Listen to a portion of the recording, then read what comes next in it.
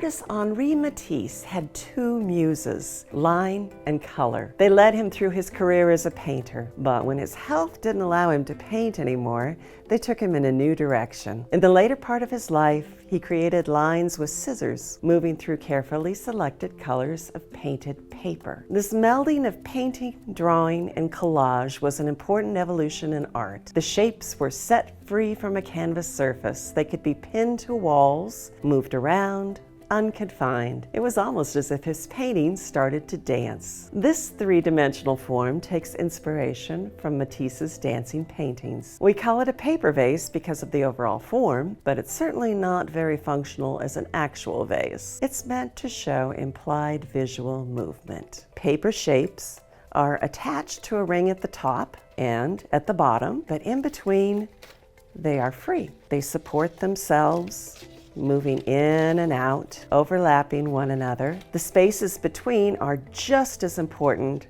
as they form new shapes from negative spaces. Let's start by forming the rings to support the paper shapes. This is a coil of flat basket reed. You can see you get an awful lot of it in a coil. It's very lightweight and easy to form. For this process, it doesn't need to be wet. It will have a natural curve in it from being in the bundle shape. Each paper shape will need two rings. They don't need to be the same size. Overlap the ends by at least ½ an inch, placing glue on both sides.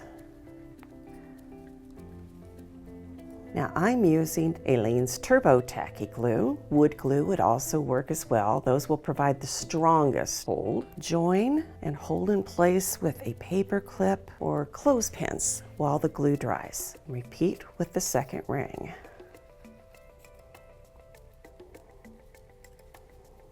If you wanted to, you could paint the rings using acrylic colors, and this is best done before assembling it with the paper. While the rings dry, create the dancing paper shapes. Today, we have the luxury of being able to find cardstock in a range of colors. We don't have to paint our own as Matisse did, but you certainly could. It's important that all of the shapes be exactly the same height. So use cardstock sheets that are the same size, and if they are in a portrait or horizontal format, make sure that they're oriented in the same direction. Now, draw your shape lightly using a pencil, just in case you want to change your mind and erase. It's important to make shapes that fill the entire sheet from side to side and top to bottom. So draw a line that wanders from the bottom of the page up to the top. Now, we want this line to take its time and explore the page, moving in and out towards the edge of the paper and then back again towards the center. This line can curve and flow to create natural shapes as I'm doing here. Let's make sure that it gets to the very top of the paper,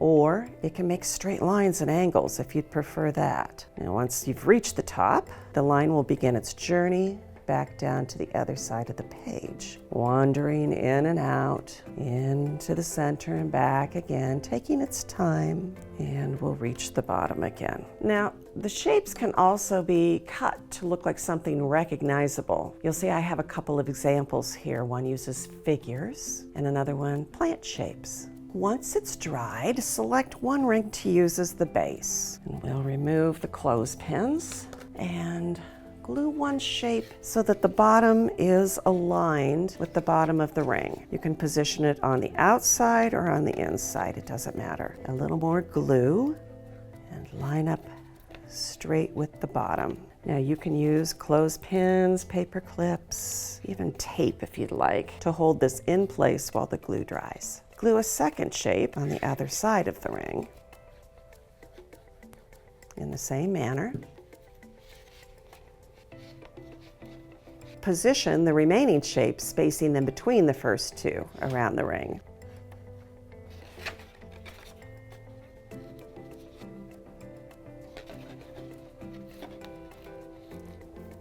It will look something like this. If you have a lot of shapes, they can flop over, and that's fine. These stand up nicely at the moment. Here's the second ring. It's a little bit smaller, which is going to give me a little bit of a vase shape, and you will glue this to the top. Again, aligning the top of the shapes, which should be the same height, to the reed.